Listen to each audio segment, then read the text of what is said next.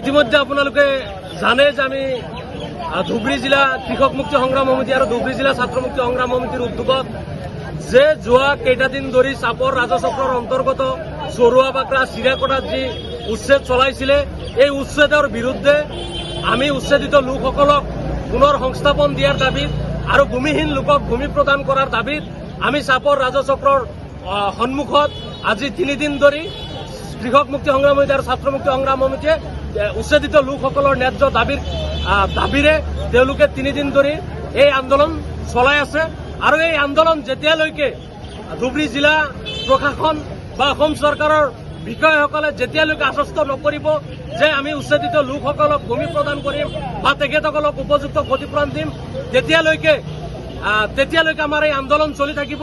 কাৰণ আপোনালোকে দেখিছে যে অনিৰ্দিষ্ট কাললৈকে আমি এই উচ্ছেদিত লোকসকলৰ কাৰণে সংগ্ৰাম চলাবলৈ গৈ আছো। গতিকে আমি অসম চৰকাৰৰ স্পষ্ট দাবী যে যিসকল বৈধ ভাৰতীয় লোকসকলক হাৰাশাস্তি কৰি আছে তেখেতসকলক এনেকুৱা ধৰণৰ ষড়যন্ত্ৰৰ বলি নকৰি তেওঁলোকক উপযুক্তভাৱে সংস্থাপন প্ৰদান কৰক আৰু তেওঁলোকক উপযুক্ত ক্ষতিপূৰণ দিয়াৰ কাৰণে ব্যৱস্থা কৰক। ইতিমধ্যে দেখিছে যে অসমৰ বিভিন্ন ঠাইত চৰকাৰে উচ্ছেদ চলাইছে। আপোনালোকে কোকৰাঝাৰ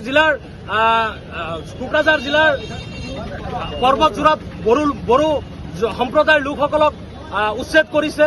ইফালে আপোনাৰ পলাশবাৰীত বড়ো লোকসকলক উচ্ছেদ কৰিছে। কাৰ্বি আংলঙত কাৰ্বি লোকসকলক উচ্ছেদ কৰিছে।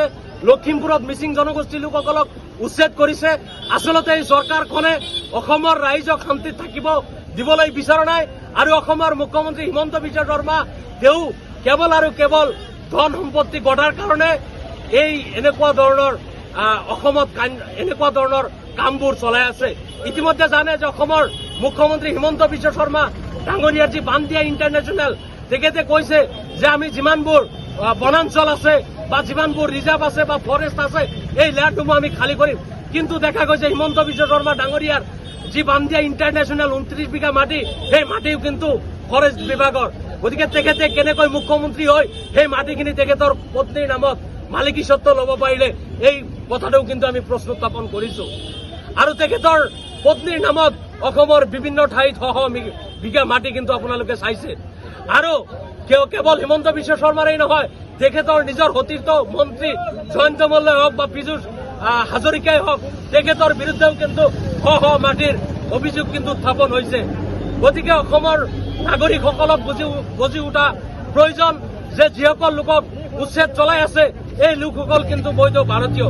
আজি হিন্দুসকলে কিন্তু বাবা লৈ আছে, আপোনালোকে বাবা লৈ আছে ঠিকেই, কিন্তু আপোনালোকে ভাৰতীয় সংবিধানৰ ওপৰত বিশ্বাস ৰাখি আপোনালোকে এই লোকসকলৰ হৈ মাত মাতক আৰু তেওঁলোকৰ কাৰণে প্ৰতিবাদ কৰক। তেতিয়াহ'লে ঐক্য আৰু সমন্বয়ৰ শান্তি গঢ়ি উঠিব বুলি আমি বিশ্বাস কৰোঁ।